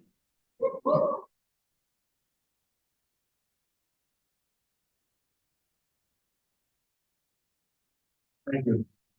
As an owner of an art studio on East Avenue, city resident, and an activist who, along with my wife, won awards for our community building efforts, I oppose the creation of a bid. An equitable society requires the empowered voice of its diversity. You know that better than I do. Look around you. Rochester's diversity is democracy's best hope. Your election to the council proves that is true. But a bid disempowers democracy. It replaces the voters' accountability with what might be termed a corporate benevolent despot. Regardless of intent, taking power from the people and giving it to corporations is a strike against equity. Imagine your first meeting with a board of prospective bid. Do you think the majority of people on the other side of the table will look like you, or the citizens who you represent? The bid is the opposite of equity. There's a better way. Don't overlay a bid. Overlay your trust in our communities. Build upon strategies already proven effective here. I became inspired within my community because of Mayor Bill Johnson's Neighbors Building Neighborhood programs. In 10 sections, the city, residents, businesses, neighborhood, and community organizations, together with city personnel, plan new directions for our communities. And the end was truly democratic, and it was the opposite of this. Because if you wanted to play a role, you were instantly empowered by showing up and voting at monthly meetings. This made Rochester revered as a model for city empowerment. Why not institutionalize best practices learned from NBN, from Mayor Richards' Voice of the Citizen, from recent experiments with participatory budgeting? Within these projects, we saw tables filled with ordinary people passionate about planning changes for our city. Forget this. Build new empowerments. Trust the people who elected you to do the right thing and to do it at your side. Thank you for your time.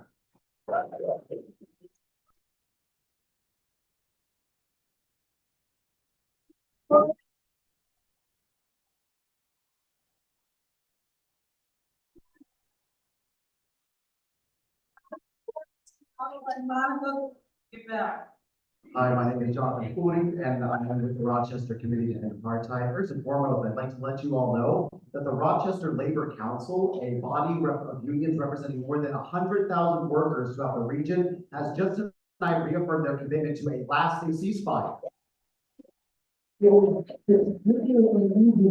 The labor organizations speak out on international issues, but more than 200 local and national unions representing more than 9 million workers across this country have chosen to speak due to the severity of Israel's crimes. The labor movement stands with Gaza. For the past several months, we have been circulating a petition that has now acquired well over 1,200 signatures, compelling and asking you all, the Council of Rochester, to pass a ceasefire resolution. They have specified exactly what they want to see in that resolution. I have extended the opportunity to share this petition with you, and I have not received that invitation yet. That's first and foremost. Second of all, I would like to remind, just as a previous friend has stated, Rochester is not only bound by the city charter, but by the ordinances that it passes afterwards. 1985, the city of Rochester opposes apartheid and racial segregation. 1985, the city of Rochester will continually take political steps to ensure that the freedom of all people throughout the world is ensured. You are not only compelled by the growing demand of Rochester, you are compelled by your own body's ordinances to vote in favor of this ceasefire resolution. Now, you don't want to do that, you have options. All right, y'all got options. You don't want to do it, cool. Set the record straight. Pass a new ordinance saying that y'all are all right with apartheid when it comes to the Palestinians. Say that y'all are right to take the step when it comes to our lives. Set the record straight if you're not going to do it now.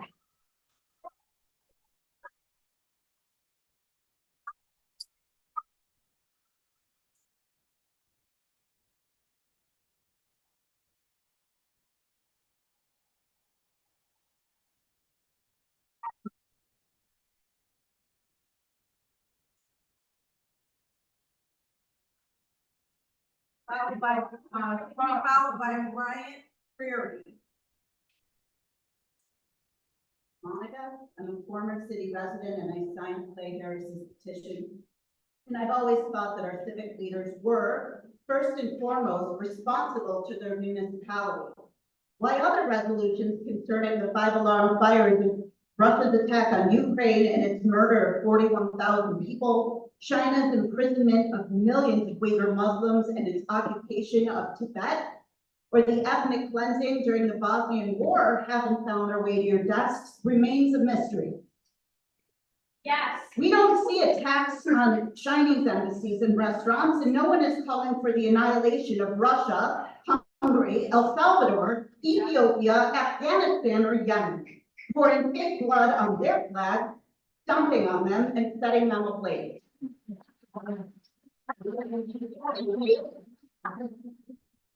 Ladies and gentlemen, please allow, we're going to give pause. We're going to give 10 seconds back to the speaker, and then we will continue. So please allow the speaker to speak. Thank you. If you call for ceasefire because you want peace, call upon Hamas and Hezbollah to cease bombing Israel too. There was a ceasefire. There was a ceasefire on October 6th. And Hamas broke it. If you're going to Excuse me, ladies and gentlemen, pause. Can we please allow everyone to speak? And we're gonna give another 5 seconds and start the clock again, but please allow everyone to speak. We would really appreciate it. You're gonna bemoan your taxes going to Iron Dome, which protects Israeli citizens and innocents. You better call out the U.S. is giving billions to UNRWA and funding terrorism education.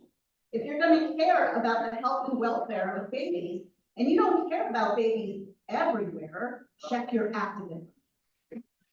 Clear that now all causes have become inseparable from the movement for Palestinian liberation.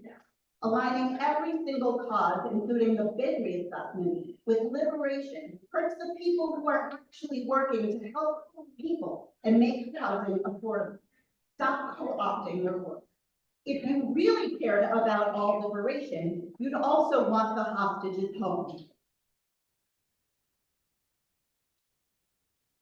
After Hamas's rampage of rape, kidnapping, and murder, a history professor at Cornell said Palestinians were understandably exhilarated by the challenge to the monopoly of violence. And he added, I was exhilarated.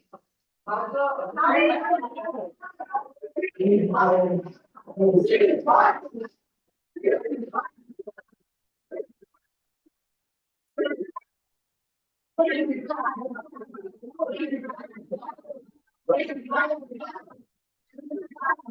and gentlemen, ladies and gentlemen,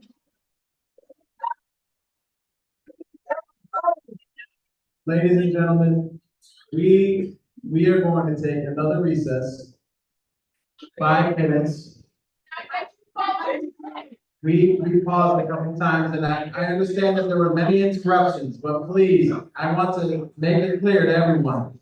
When we come back from the recess, it is my hope that every speaker, let me pause, every speaker is given the opportunity to speak. Please, 2 minutes, uninterrupted, please, 5-minute recess.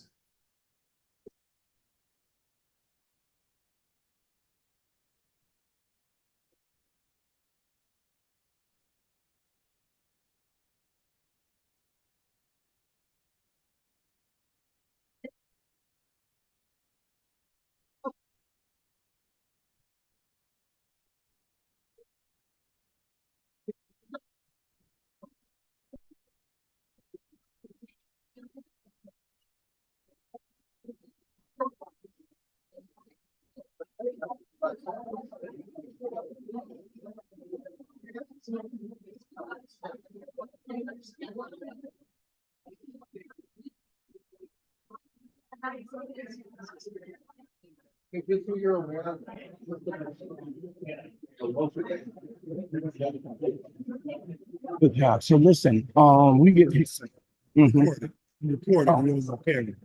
I love video. Okay. I'm not the hit. I'm not the hit. I'm not the hit.